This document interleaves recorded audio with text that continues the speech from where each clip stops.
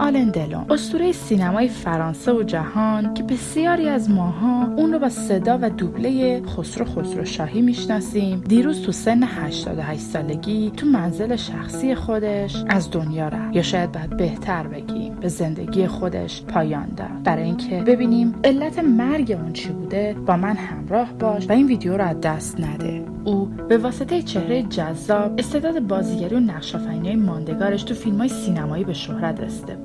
آلن فابیان موریس مارسل دلون در تاریخ 8 نوامبر 1935 در حومه پاریس به دنیا آمد. والدین او وقتی که 4 ساله بود از هم جدا شدند و آلن رو به پدرخوانده و مادرخوانده‌اش سپردن. البته بعد از چند سال اونها هم توی حادثه کشته شدند و آلن مجدد به مادرش ادیت سپرده شد. او دوران کودکی پرفراز و نشیبی داشت و به دلیل مشکلات انضباطی بارها از مدرسه اخراج شده بود. در نهایت آلن تو 17 سالگی تصمیم گرفت وارد ارتش بشه و البته او در سال 1954 تو جنگ‌های چین و هند به عنوان سرباز خدمت کرد. اما بعد از بازگشت به فرانسه به طور اتفاقی وارد دنیای سینما شد. او با یکی از دوستانش یک روز به جشنواره فیلم کن رفت و به خاطر ظاهر جذابش مورد توجه بسیاری از کارگردانای معروف قرار گرفت و به این ترتیب وارد دنیای سینما شد. دلون نه تنها تو فرانسه بلکه در سطح بین‌المللی هم به عنوان یکی از جذاب‌ترین و موفق‌ترین بازیگران مرد شناخته میشه. او در فیلم‌های متعددی به زبان‌های مختلف از جمله ایتالیایی و انگلیسی ایفای نقش کرد و تو کارنامه‌اش همکاری با کارگردانای بزرگی از جمله لوکینو ویسکونتی، ژان پیر ملویل و آنتونیونی داشت. یکی از مشهورترین نقشاش تو فیلم سامورایی بود. او ستاره بیچون و چرای فیلم‌های دهه 1980 محسوب میشد. دلون زندگی شخصی پرحادثه و روابط عاشقانه با زن‌های مشهور زیادی داشت. روابط اون بخش مهمی از زندگیش بود و همیشه مورد توجه رسانه‌ها قرار گرفت. این روابط گاهن پایان‌های دراماتیکی داشتند. آلن دلون با رومی اشنایدر، بازیگر آلمانی، از مشهورترین و پرحاشیه‌ترین روابطش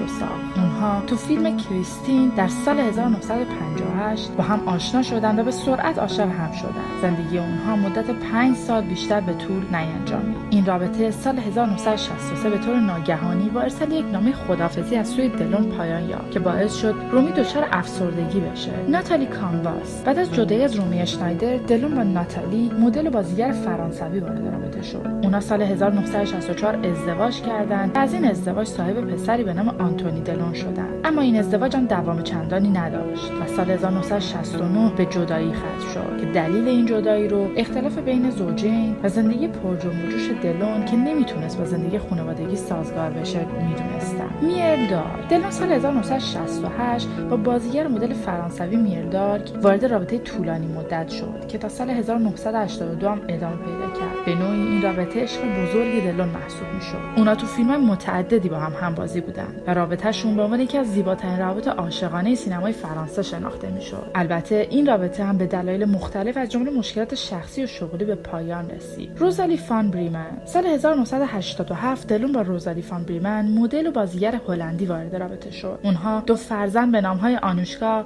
و آلن فابیان دلون دارند. اگرچه این رابطه تا سال 2001 ادامه داشت، اما در نهایت به جدایی ختم شد. دلون بعد از این جدایی بیشتر به زندگی تو انزوا روی آورد. دلون یک رابطه کوتاه مدت هم با نیکو، خواننده و مدل آلمانی داشت. این رابطه تو دهه 1960 اتفاق افتاد و از این رابطه یک پسر به نام کریستیان آرون بولون که به نام آری بولون شناخته میشه متولد شد. هرچند دلون هیچ وقت به طور رسمی پدر بودن برای این کودک رو نپذیرفت، اما ادیت مادر آلن دلون اون رو به فرزندی قبول کرد. این رابطه عاشقانه و حواشیش تاثیر عمیقی رو زندگی اون داشت و همواره موضوع داغ رسانه‌ها بود. اما یکی از پرحاشیه‌ترین وقایع زندگی دلون سال 1968 اتفاق افتاد. اگر میخوای بدونی که این اتفاق چی بود، لطفاً این ویدیو رو لایک کن و با من همراه باش تا آخر این ویدیو. آخر این ویدیو قراره در مورد مرگ و علت مرگ آلن دلون صحبت بکنم و وصیت اون رو بهت بگم. مطمئنم تو هم از شنیدنش تعجب میکنی. سال 1968 استفان مارکوویچ محافظ شخصی دلون جسدش